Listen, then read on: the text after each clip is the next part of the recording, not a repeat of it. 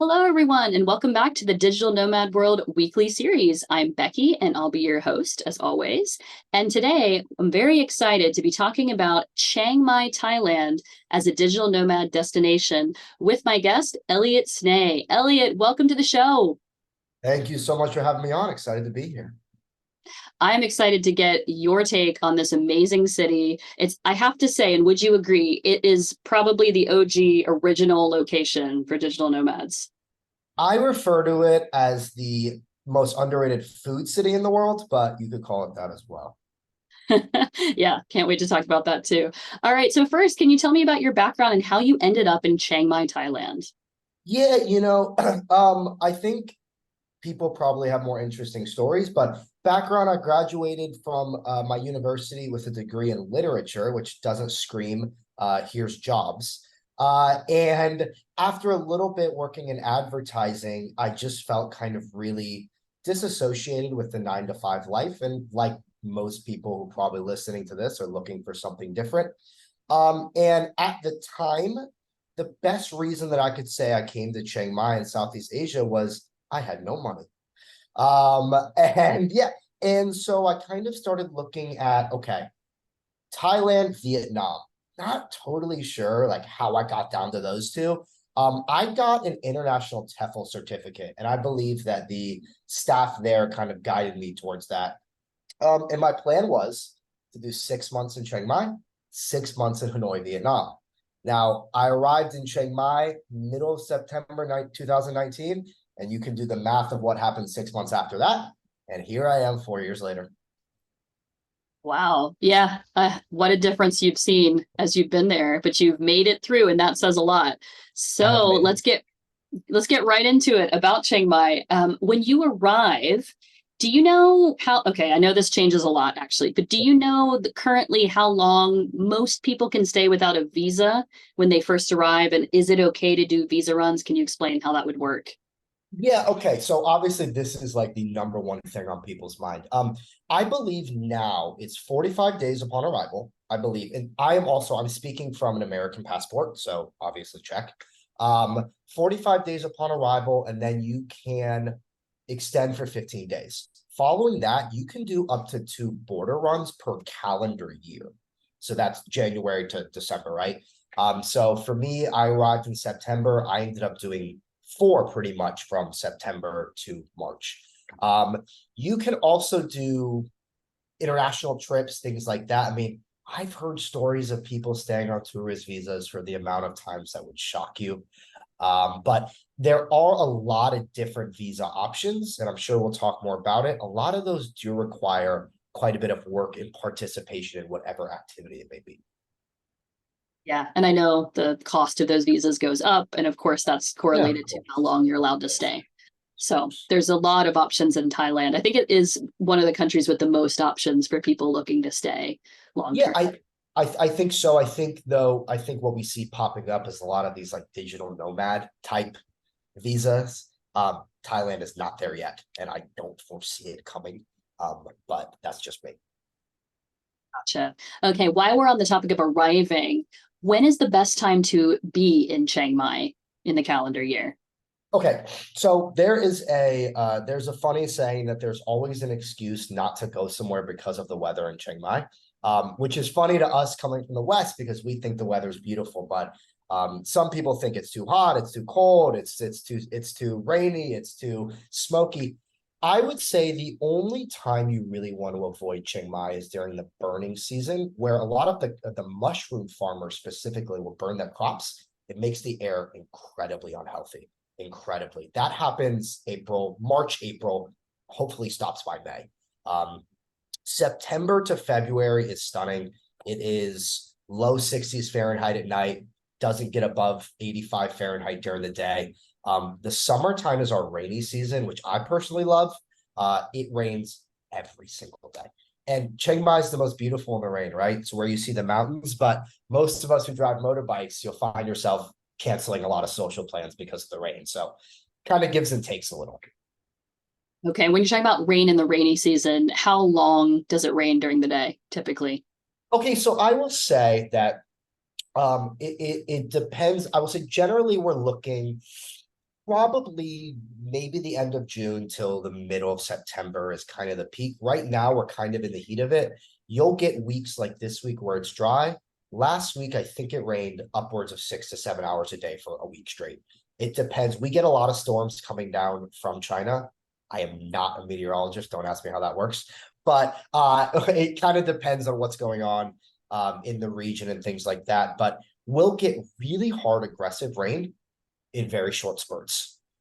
So it comes and it goes, when you're driving on the highway, and the next thing you know, you're as wet as a swimming pool. So, but I think it's the most beautiful time to be in the city, personally. Okay, so you've arrived, you're on the right visa, hopefully, you know how long you're going to stay. And when you get there, is there anything you should bring with you that is difficult to find in Thailand? You know, I think the wonderful part about it being 2023, the answer to that would be no. However, I would say the one thing when I go back to the US, I load up on personal care products. So things like face washes you like, toothpaste you like, deodorants you like, things like that. Obviously, they have access to all that here, but it can be quite different, especially a lot of the lotions and things like that. Most of them have brightening features because of beauty trends here. So you got to be careful about that. So I would say, honestly, toiletries and candy is like the number one thing I get from the US when I'm there. But candy, that's more of a me thing. Too. And I don't know a lot of people that are nomads that are like carton wine across borders, but I know that wine in particular is quite expensive in Thailand, right? That's across the country, not just Chiang Mai. Yeah, so I will say, okay, so expensive in relation to everything else, right? Like it's not like you're paying 50 US dollars for a cheap bottle of wine, but compared to the price of everything else in Thailand, it's in a different universe. You're paying, whereas you go to a bar and you buy a beer at maybe $2 or something like that, you're paying 5, 6, 7 times the price for a glass of wine. Maybe Okay. sometimes, yeah, absolutely. So yeah. But it's great to hear that beyond the toiletries, the medications I'm sure that you may need, you've got almost everything you need in Chiang Mai. And just so people know that haven't been before, how far is the airport from the city in Chiang Mai? Chiang Mai, okay. So Chiang Mai, and hopefully the city planner doesn't come attack me. It's not the best planned city in the world. So things may not be that far away, but it may take you a bit of time to get there. You're talking, and when you talk main city, the beautiful photo behind you would be the old city, which is likely what you're referring to, kind of the hot spot of touristy things going on. 10 to 15 minutes max. I do love that about Chiang Mai. I generally, I always love a city where the airport is close to the action. I just criticized it and then told you 15 minutes. That tells you I've been here too long. So yeah. Yeah. All right. So we arrived, we got out of the airport, we got to the action. And then where should we look for accommodation when we're staying in Chiang Mai? Let's say as a nomad, you want to stay a bit longer term. Airbnb, hotels? What's the way to do it there? Okay, that's a great question. So personal experience, Airbnb is available. Hotels are available, short-term stays available. Personal experience, I find hotels to be a much better value here than Airbnb. There are an immense amount of hotels here, and they're very high quality and they're very cheap. And they're very diverse in what you're looking for, right? You have really nice high society, they call here, modern hotels, or you have your northern Thai style architecture, beautiful wood, statues. You really have all of that sort of mixed together. I would say if I were an expat, if I could go back and do it again from day one, I would stay in a hotel for a week and then begin to look for an apartment. And if I can talk about that process for just 30 seconds or so, vastly different from at least from the US, my home country. The process of arriving, looking for an apartment, getting the keys, signing a lease, and moving into an apartment can all be done in one day, which is kind of crazy to think for all of us who have, waited weeks for a lease and this approval and this signing. The best way to find apartments here is Facebook.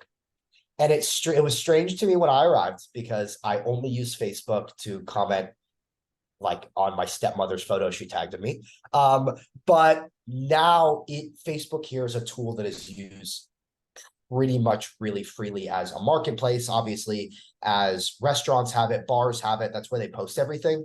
And so apartment buildings will generally post listings on Facebook and Facebook groups through sort of independent agents. So go to Facebook. You can also do it the old school way, the 2019 way, walk from apartment building to apartment building and ask them what they have available. Within 3 hours, you can have your keys moving in. That is incredible. And I think that has to be one major reason that Chiang Mai became such an early hotspot for digital nomads, in addition to the prices. Of course, yeah. And so the process is certainly easy. Probably if you went back to 2019 me, I would tell you it was a big pain in the butt, but looking back, it was very easy. Yeah. Gotcha. On the subject of Airbnb, is it actually legal in Chiang Mai? Because the first time I went to Chiang Mai, I did what you said about staying in a place for about a week, but I chose an Airbnb and it was actually in a hotel and there were signs in the elevator like Airbnb is not allowed. And I was like, wait, am I doing the wrong thing here? So it's funny because I think I know what hotel you're talking about, unless my years are totally off. But I believe that Airbnb is legal, but I believe that maybe within hotels or apartment buildings, they would outlaw that. So, for example, if I owned a condo and wanted to Airbnb it, it may not be allowed in my specific condo. Personally, I've never Airbnb'd in Chiang Mai for obvious reasons. But I do know people that do Airbnb, and I've Airbnb'd other places in Thailand. So I can't imagine the laws would be different, but of course I can't be sure. Okay. And we are recording this in summer 2023. I have heard, and I don't know if you can speak to this, I've heard it's getting harder if you want to come in after September, let's say from November onwards, which becomes a popular time to get there. You need to start booking your longer term accommodation in places that are like advertising on their websites earlier and earlier. I have a friend that like tried to book 3 months in advance in her favorite building and it was not available for that season. Do you know if it's getting harder? You know, that wouldn't surprise me. So it just in kind of a larger scale, we kind of expected a massive boom after COVID, and I don't have the numbers in front of me. It doesn't feel as big as far as Western tourists go. Eastern tourists and other Asian tourists, especially, really, really popular since China has changed their laws. We're getting a massive influx of Chinese tourists, a massive influx of Korean tourists. As far as booking accommodation, I would say the popular advertised places, that's during peak season. That's when people love to come here. That would not surprise me at all. And I know I'm sure we'll get into day trips, but I quite like to take night trips out in the mountains. And this time of year, those places are really heavily booked. Yeah. So I think I would say from now or September up until about February, you probably should have backup options, especially if you're looking at a place that's popular, that's advertised, that is particularly Instagram friendly. Um, I would say, yeah, I would say book ahead. But the great thing about Chiang Mai is there is so many options. There's so many options. I promise if the place you saw on an Instagram reel isn't available, there's something twice as beautiful down the street. So yeah, don't worry. Yeah, book in advance, plan ahead, but there will be something there for you if you get there on the ground. Like you said, book that hotel the first week. There's always a way in Chiang Mai, always. And speaking of always being away, I have to say, when I went to Chiang Mai the first time, I think it was 2018, I had never seen so many cafes, so many places that you could just open your laptop and work.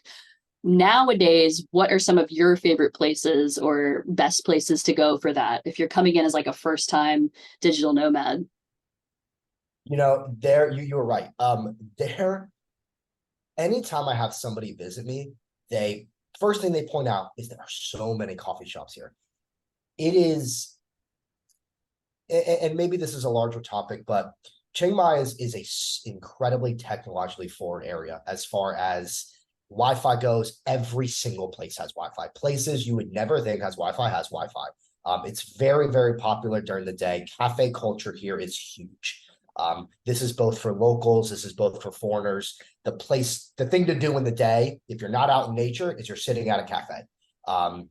A few of my favorite places, I would say, and I have to break it down. If you want to be in the city or in the popular area, There's a place called the Baristol in the Niman area, which is outside of the main city. It's beautiful, and they have incredibly strong coffee, which I'm sure for a lot of us who work on our laptops, that's key. Wi-Fi is fantastic, not even worth mentioning. All the Wi-Fi is great. It really is. Then there's a place in a district outside of Chiang Mai called Mae Rim. There's a cafe called Sala Cafe, Sala, and it is my favorite place to go if I have a free day.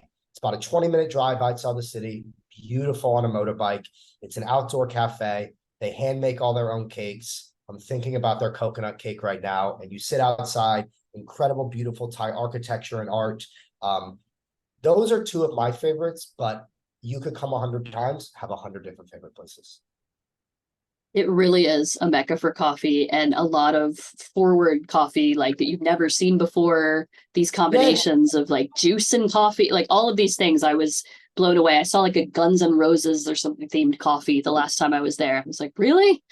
Would not surprise me. My gym that I go to has its own coffee shop. Like not like a machine, like it has a cafe that's just for that gym. So it's pretty common. Yeah, it's everywhere. You're right. Let's talk about gyms for a minute. How is the gym scene in Chiang Mai? Big time, big time.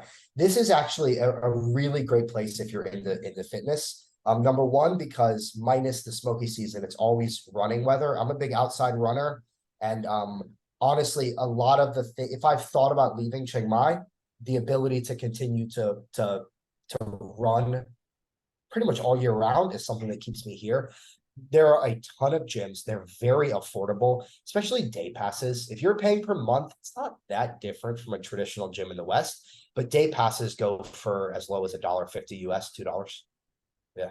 Wow, that's incredible. And just the fact that they have day passes. I've been to many cities where no, you have to have the annual membership or you're not touching the swimming pool, No, I think let alone touching a machine. I think LA Fitness in Columbus, Ohio is still charging me $10 a month. So yeah, I think yeah. Yeah, I remember it doesn't exist anymore because it was part of a mall that is a dead mall now in Chiang Mai. But there was a gym inside the building that was just offering this hotel swimming pool that was huge with a bar next to it as part of the membership. And it was, like you said, like Yeah, $8 a day or something. my Harris Fitness. I was a member for about a year. Hasn't yeah. Yes. Thank you for reminding me of the name. Yeah, that's right. Yeah, absolutely. So gyms are can go anywhere from big garage style gyms to very, very fancy high end, yeah, whatever you need. Awesome. Well, I know this isn't for every worker. Not everybody can work remotely in a co-working space, but do you know some of the top co-working spaces at the moment? Because I know Pun Space, Neiman was the original one. Last time I went there, it no longer existed, but they still had a couple of other locations in the city. What are the trending ones now, or the bigger ones you can go to? Okay, so and this is just from my perspective. So this is, there are people who spend more time in co-working spaces. I would say that they were a lot more popular a few years ago. Not totally sure why. You still have Yellow Co-working. That is a really, really popular one. That is also in the Neiman area. And then now you have some co-working spaces popping up that are partnering with cannabis places, which has obviously become a massive industry here. Words cannot describe how there is, anyway. But I would say that cafe working is probably a little bit more popular than co-working. And from personal experience, trying to find an personal office space in a co-working isn't as easy as one might expect here. I think that, for me, like if I'm having a random power outage, which happens in Thailand, and I need an office to work, it's not as easy to find as you would expect. But every cafe is really its own co-working space. There are a ton of co-working meetups. There are cafes that host meetups. So while a place may not specifically be a co-working space, there's always opportunity to co-work. That's great to know. And I'm sure if people are looking for it, they're going to find it there. They're going to find it, absolutely. Yeah. All right, let's talk about one of my favorite topics, which I know you know a lot about, food. Yeah. All right. What are some of your favorite things to eat in Chiang Mai? What recommendations do you have? So the recommendations that I have are Okay. This is a huge topic for me. My brain is blowing. One of my favorite things about Chiang Mai is the diversity of Chiang Mai. Because Chiang Mai is known for having really strong international high schools. Because of that, they attract a lot of people from elsewhere in Asia, Chinese, Japanese, Korean. So because of that, the amount of high quality food from other surrounding countries here is incredible. Obviously, it starts and ends with Thai food. Um, my favorite places, and everyone has a different name for them. Some call them order places, some call them local, some call them plastic stoolies, are the restaurants on every single corner where you sit at a tiny plastic stool. There is no ground, there's only rocks and dirt, and they don't speak any English. There's pictures on the menu. Your food comes out in 3 seconds, and it's the best local Thai food you could ever dream of. Those are places that even 4 years in, I find myself, if I haven't eaten at one in a few days, I go out of my way. Obviously, you can't leave Chiang Mai without khao soi. Um, I'm sure that anybody in Chiang Mai who listens to this, when I say my favorite khao soi place, will curse at me. My personal is khao soi Mae Sai. This is in the Salty Tom area.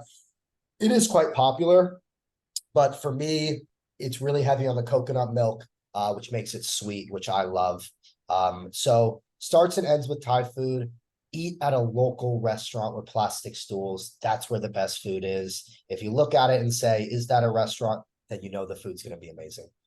If you feel like you're sitting in someone's house, that's an extra step up in the quality of the food. And again, like I said, I also spend a lot of time eating a lot of Japanese food, Korean food, Chinese food, because the level of that here is really high as well. It's really diverse. As far as Western comfort foods, you will find them. They may vary in quality to what you're used to because they are different ingredients, but there are certainly options, plenty of options. For those who are unfamiliar, what is khao soi? Khao soi is a curry noodle soup. It is the one of the many famous dishes of Chiang Mai. So it is essentially a curry soup mixed with coconut milk, with generally egg noodles, and then your choice of pork, chicken, or beef. The beef khao soi from khao soi Mae Sai. You can thank me later. It's the best. And get a sweet Thai style coffee along with it. Perfect compliment. Awesome. I know there's also a lot of markets, and I'm sure the eating at these is also fabulous. Do you have like a top market that you would recommend people who just go for the first time to check out? So thank you. That was my next one. Thank you for bringing that up. Market food is the best. And what I love most is that obviously there is the Sunday night market, right? That is going to be crazy. It's going to be hectic.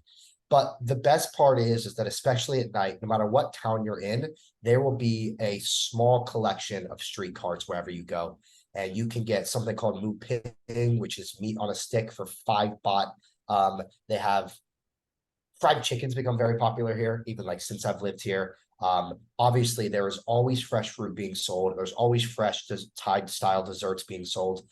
So definitely go check out the Sunday night market. Obviously, that's an experience that you need, but you walking around the city will stumble upon a mini market everywhere you go. And that street food is really the stuff you'll remember. Yeah.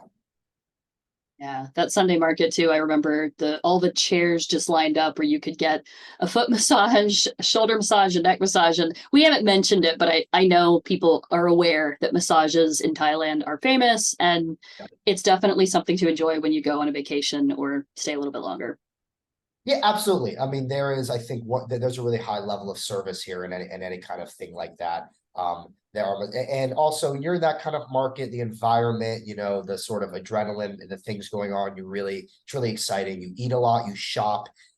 Anytime I'm going home to visit my family, I go to the night market and I buy everything for my nieces and nephews all in one swoop. So that's my routine. Yeah. What is your favorite Thai food? Okay. I know that this is an answer we've already talked about. I've thought about it. I believe that khao soi Mae Sai is the best khao soi in Chiang Mai, and Chiang Mai is known for khao soi.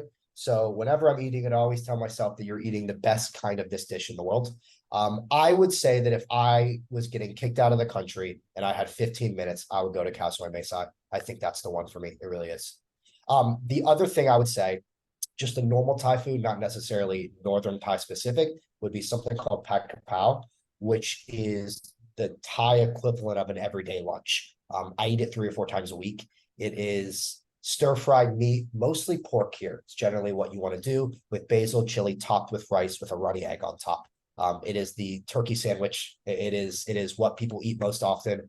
For every pad Thai I eat in 4 years, I've had 50 of those, really. So I think that would be in my bucket list Thai food. A big spicy plate of that and a bowl of cow soy. Wow, you're definitely making me hungry now. Okay, we really could do an entire show on food only in Chiang Mai, but thank you for sharing those nuggets that you already have. I want to talk a little bit about like typical weekly things to do and day trips, like you mentioned before. So we already talked about massages, going to markets, eating your heart out all week long, all month long. What else could you do in Chiang Mai? Okay, so I would say the best part about Chiang Mai is where it's located, which is right up against incredibly beautiful mountains. You really can't escape the view. They're kind of watching you everywhere you go. In my day off, I will generally get on the motorbike and I will go visit a variety of places. There is a place called Mae Rim, which is where that coffee shop I talked about is. It's right up against the mountains. You've got, obviously, can't talk about food anymore. They got amazing food.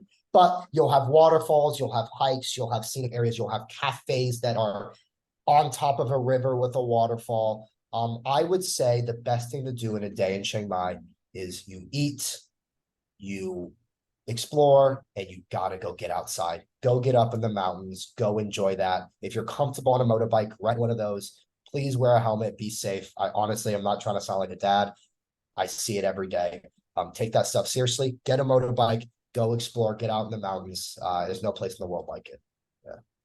Yeah, there are also a lot of drivers. There's an app called Grab, which is like Uber. So if you don't feel like driving a scooter or you can't ride a scooter, there's ways to get the places that you need to go outside and enjoy, like you said. The convenience of it, and that Grab that you spoke about is like Uber. You're talking, if you wanted to use a car, I use the motorbike Grabs if I'm going out for a night. So you get on the back of a motorbike, but you're talking $2 or $3 to get across the city sometimes for those prices in a car. So yes, everywhere you go. I know people that don't drive exclusively use Grab day-to-day life. Yeah.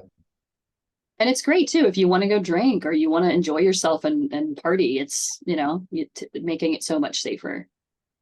If absolutely, I mean, knowing it's easier now. If I'm going out, I'm always taking a Grab home, and if I take a motorbike, it's sometimes less than $1.50 US to get home. Yeah.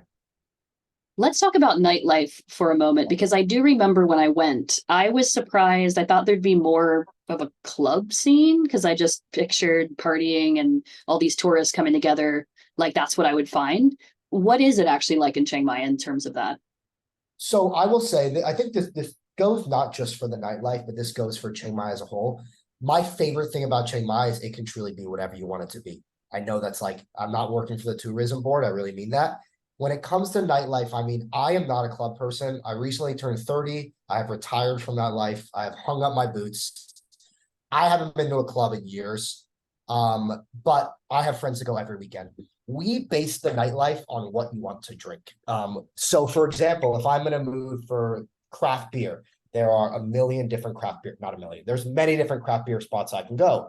If I want a local Thai experience with live music and Thai beer and meat on a stick, thousands of places I can go. If I want a cocktail bar, there's a new cocktail and wine scene that's really emerging here. It's fascinating. A younger generation of chefs, younger generations of bar owners that are opening up places post-COVID. So when I decide of what I want to do when I go out, it's what do I want to drink tonight? And that's how I decide. And I go to a different place based on that. So there's truly everything you could want, from a rooftop, you want to pay a lot for a fancy cocktail, to drinking beer with a chicken running across your feet. You can not only choose that, you can do them both in the same night. That's what I love most about this city, I think. That's fantastic and so great to hear. If you're coming in, you're like, but it's not the biggest city. It's not Bangkok. What am I going to do? Like, what can't you do? Can't you do exactly? It's truly, it can be whatever you want it to be, especially socially. Yeah.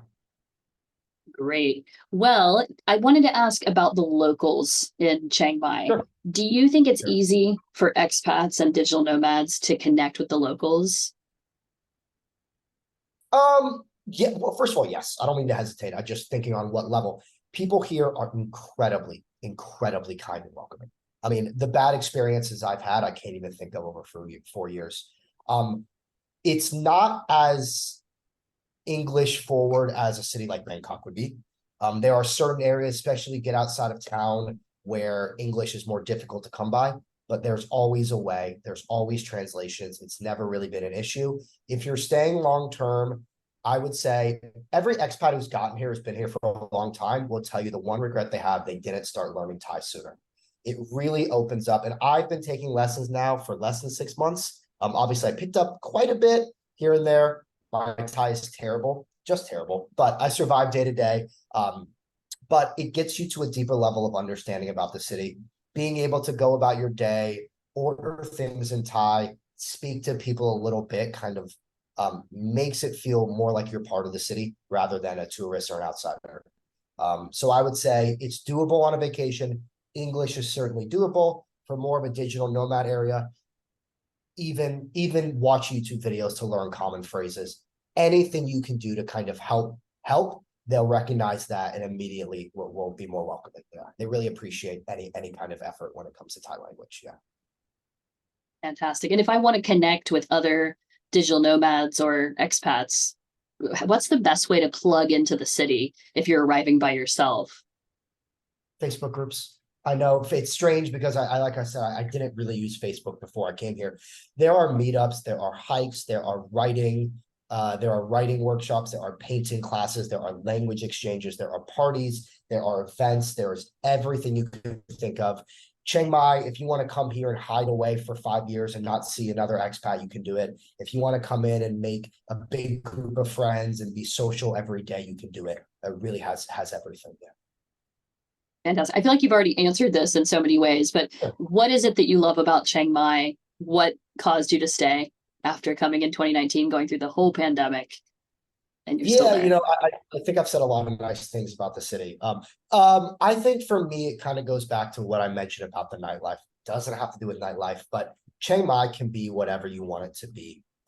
Any day you want it to be that. What I mean is there are days where um I wake up and maybe you just want to be outside. You want to be out in nature. I got on the motorbike. I want to eat cow soy off a tiny plastic stool. I don't want to hear anyone else speak English. I want to grab a bunch of random drinks that I can't pronounce from the local 7-Eleven. And then there are other days where I want to put on a shirt that actually has a collar and, maybe spray some cologne for the first time in a while, go out to a cocktail bar. You can do any of that. And what I love is that anything that you become interested in Chiang Mai, there seems to be a group of people that are also interested in it. Like I said, I really kind of older I'm getting, fallen in love with running. And now there are spaces where I will go for a night run and there are hundreds of other Thai people. Everyone is wearing their marathon shirts that they've recently run. I just ran a 10K race. I'm signed up for another half marathon. Those are constantly going on. It really can be whatever experience you want it to be. It's an incredibly diverse city in pretty much any way you could think of. You certainly make it sound like a very comfortable place to live or even stay a little while and get your first taste of Chiang Mai. It Thank you, is. And I think, Elliott. of course, of course, of course. And I think one more note is that I'm sure a lot of people listening have experience in other countries, but obviously Chiang Mai, there's quite a language barrier. You are often on the other side of the world. Things are not always going to be easy. Things may be difficult. Setting up a phone may be annoying. You may be stressed when you get a bill you can't translate. You may not know how to do this, but I think that goes with everywhere. And there's always people to help. There's always resources. Anything can be done. So, yeah. And people understand. Others have been there before, so they're there to help There is too. any experience you're going through, there's 20 expats who've been through the same thing. So just ask. Yeah. All right. Well, is there anything else you'd like to share with us before we go? No, I think that's it. I think I talked it up. It to me is one of the most wonderful places in the world. I think that there are times where, like any other city, it's not easy. I think maybe coming here and thinking that everything is going to be perfect, easy, and wonderful would be incorrect. But if you put in the effort, Chiang Mai always gives it back. So. All right. That is such a great note to end on. Thank you so much, Elliott, for joining us and Yeah, wishing you absolutely. a great time in Chiang Mai. Keep enjoying it. Oh, thanks. I hope to see anybody else who's coming soon. Feel free to reach out, look me up. I'll take you eating. And that's pretty much the only thing I'm good at. So, yeah. Oh, where can people find you if they want to follow you? People, okay, that's fair. People can find me on Instagram at Elsnay, Elsnay. If you like Instagram stories of food, that's where you want to go. Shoot me a message if you're coming. I'm more than happy to show you around. Nothing makes me more proud than to show a place that I'm really happy to call home. So, yeah, reach out, please. All right. Thank you, Elliott. Of course, my pleasure. Happy to talk to you.